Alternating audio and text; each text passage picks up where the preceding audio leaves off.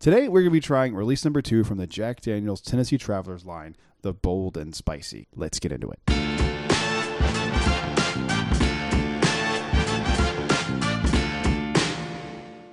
Hello, everyone. Welcome back to Brad's Bourbon Reviews. I'm Brad, and today, Jack Daniel's has been crushing it over the last few years with their special releases and with their ryes. Their ryes have just been fantastic, so I'm excited to try this. Also, if you watched the last one, the Sweet and Oaky, I really like this one, so go check that video out if you haven't already. There are some tasting notes on this, so I like to look at these if they're available. Tennessee Travelers Bold and Spicy Limited Edition. This well-rounded rye whiskey brings out caramel and dry baking spice. So if you don't know or you didn't see the last video, these are available to international travelers. I got this through a friend of mine who lives in Canada who was on a trip to Mexico, and she picked these up for me, so thank you, Nicole. I really appreciate it very much. They're 500 milliliters, and it comes in at 107 proof.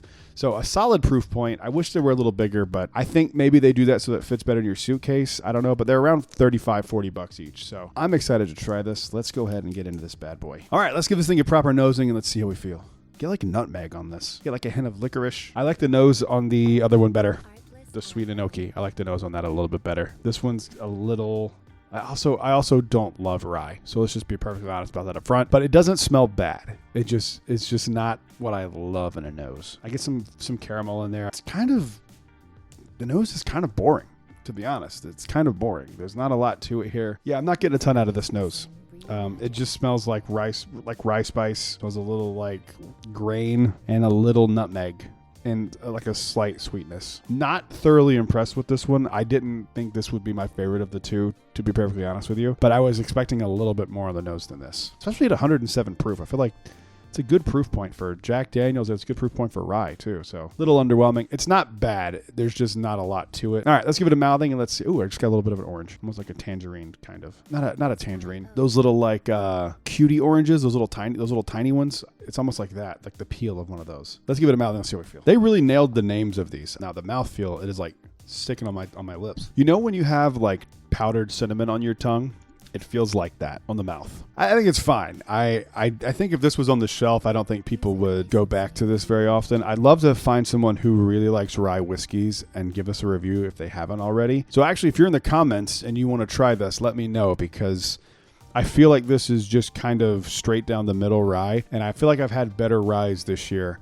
One of them being the Bullet 12-year rye. That was really, really good. This is kind of boring to me. I don't find it bold, but it's definitely spicy. There's some spiciness to it there. So overall, I think it's okay. I would definitely get another one of the Sweet and Oaky.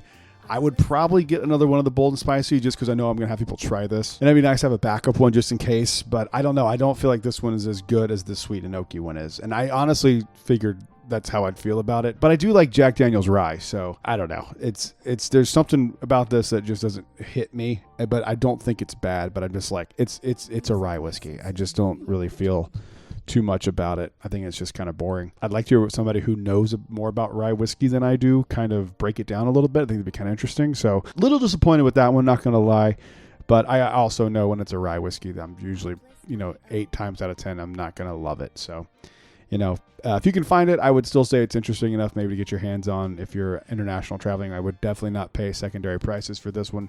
But if you are aware you can grab one at retail, why not give it a shot? Thank you guys for watching. I'll see you in the next one. Comment down below if you've ever had this before. While you're down there, leave a like and subscribe. We are almost there, guys. We are almost to our 1,000 subscribers, which means we're almost there to our giveaway. I'm going to do a whole video on the giveaway too. So I have a few fun ideas. So we'll see how it goes. But subscribe. We're almost there. And I will see you guys on the next one. Until then, cheers.